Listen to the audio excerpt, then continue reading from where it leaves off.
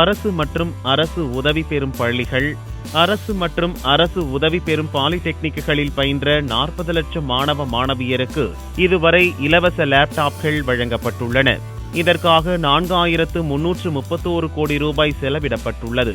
தமிழக அரசு துவங்கிய இந்த முன்னோடி திட்டத்தை பல மாநிலங்கள் பின்பற்ற துவங்கியுள்ளன. மீண்டும் ஆட்சி பொறுப்பேற்றதும் இலவச லேப்டாப் திட்டத்தை தொடரப்போவதாக அதிமுக அரசு தெரிவித்தது. சட்டசபையிலும் அறிவிக்கப்பட்டது.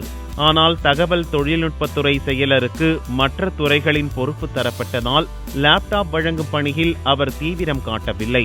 பள்ளி தேர்வுகள் முடிவதற்குள் லேப்டாப் தந்துவிட்டால் அது கோடை விடுமுறையை பயனுள்ள முறையில் கழிக்க உதவியாக இருக்கும் என மாணவர்களும் பெற்றோரும் எதிர்பார்க்கின்றனர். ஆனால் அது சாத்தியம் இல்லை என தற்போது தெரிய வந்துள்ளது.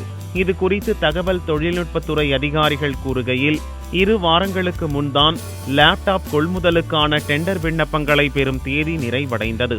அதை தற்போது பரிசீலிக்க துவங்கியிருக்கிறோம். இதில் அவசரப்பட்டு முடிவெடுக்க முடியாது. அதனால் தேர்வு துவங்குவதற்குள் டெண்டரை இறுதி செய்வதற்கு வாய்ப்பு இல்லை.